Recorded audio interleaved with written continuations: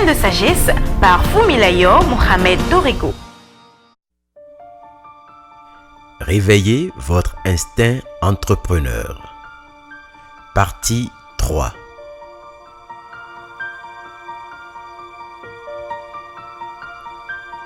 Réveiller son instinct entrepreneur revient à prendre conscience qu'on est entrepreneur par nature. Et la chronique d'hier l'a si bien expliqué en mettant l'accent sur le fait que l'entrepreneuriat a pour base les échanges, donc le commerce. Tout le monde, vous et moi, sommes des commerçants. Par notre manière de vivre, par la constitution et le fonctionnement de l'univers même, nous faisons des échanges. Pour avoir quelque chose, il nous faut donner ou faire quelque chose en amont.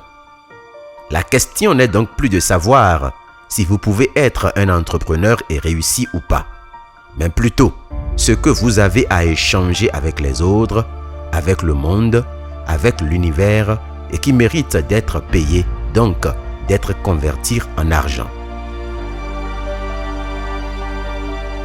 Or, ce que vous avez à monnayer ou à échanger est d'abord fonction de l'image que vous projetez.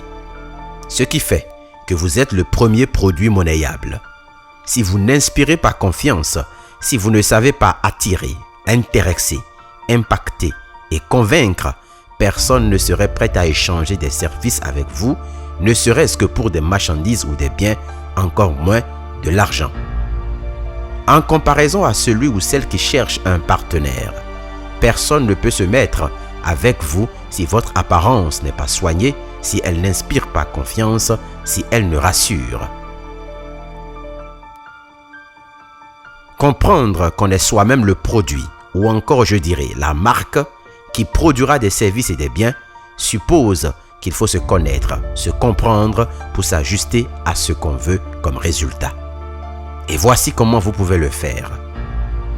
Premièrement, faites un sondage sur vous-même. Posez à votre entourage, à ceux qui partagent souvent votre quotidien, des questions pour mieux vous cerner, vous connaître, etc. Demandez-leur ce qu'ils pensent de vous. Que vous reprochent-ils?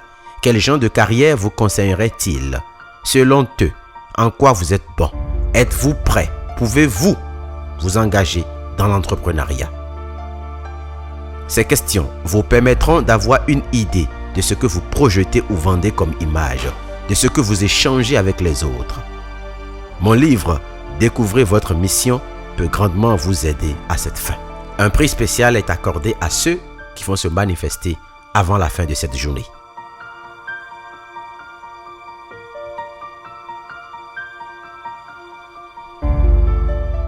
Deuxièmement, faites le point.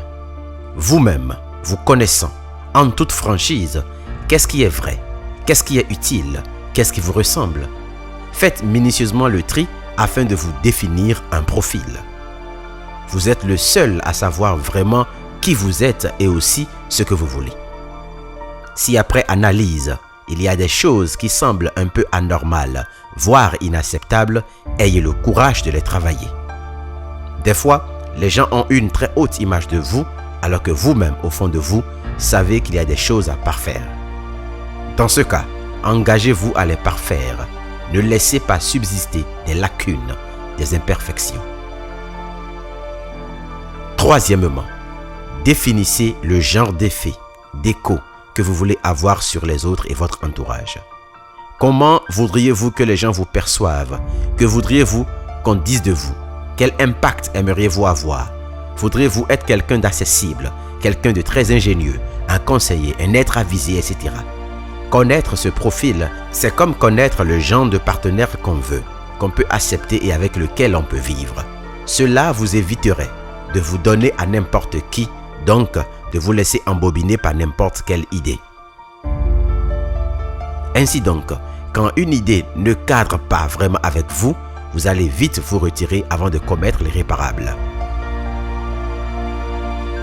Après ces 3 étapes, vous serez finalement prêt pour réveiller votre instinct entrepreneur par la pratique, par l'exercice. C'est là que tout doit s'éveiller en vous. Le goût, la passion, la détermination, les raisons et arguments de votre entreprise, de votre choix. Et demain, je vous donnerai une clé qui souvent, comme dans la recherche du partenaire idéal, nous éloigne de ce que nous voulons véritablement. À demain. C'était Graines de sagesse par Fumilayo Mohamed Dorigo. Pour tous vos apports, commentaires ou questions, veuillez nous contacter sur nos pages YouTube, Facebook et Twitter. Vous pouvez rejoindre la liste de diffusion WhatsApp ou nous contacter au +229 66 422 09 09.